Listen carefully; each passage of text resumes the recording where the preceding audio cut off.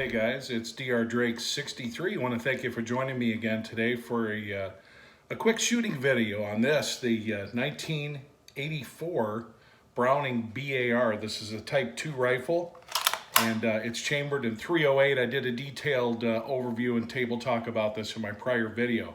Today we went and shot it, and I want to talk to you about how that worked out, some things I noticed in terms of accuracy as well as its function, and some ideas on how to improve the reliability.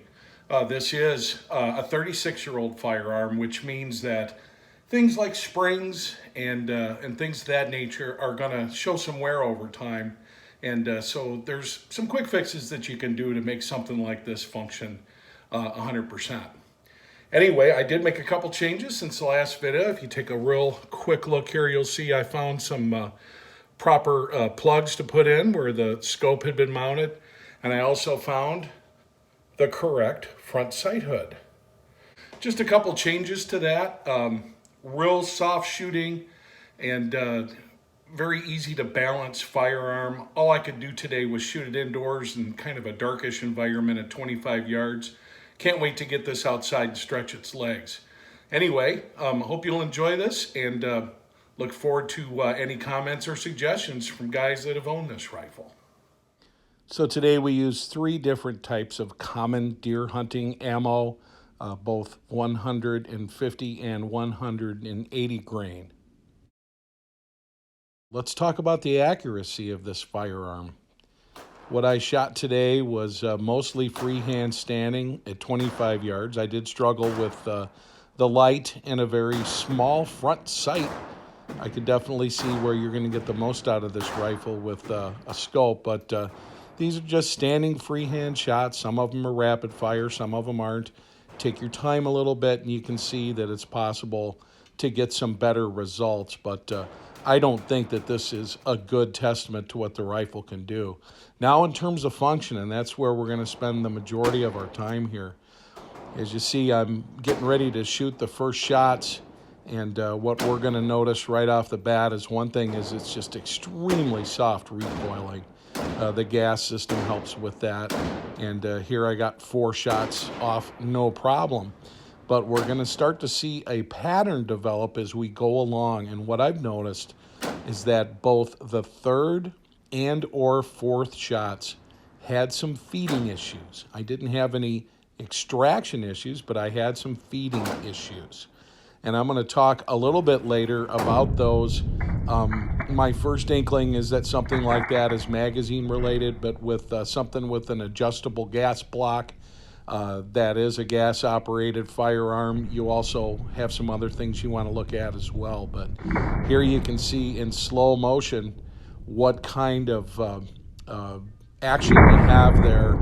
And what I'm looking for in particular is, does that bolt go all the way back? So here you see one that did not feed. In other words, it came up, but it didn't feed and just kind of stayed there. So the magazine wanted to give that particular round up in such a way that it was not able to feed into the breech. Instead, it just kind of rattled around.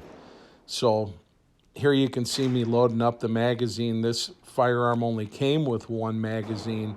That, as I showed you in the prior video, it sits inside of a hinge plate. So you can either take that out to load it, or you can load it as you saw me do just there. And here I'm going to go ahead and take a couple shots where I'm kneeling.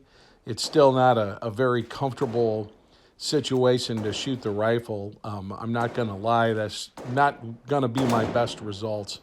Like I said, I think the rifle's capable of good accuracy.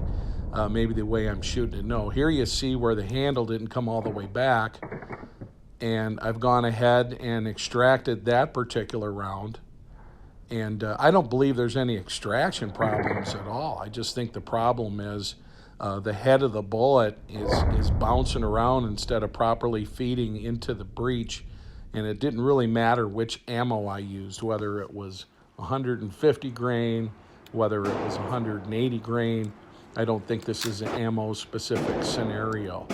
So loading that shot back up, and let's go ahead and take it. Here's what I think's going on with this particular firearm. First thing I'm going to look at on something like this is the magazine.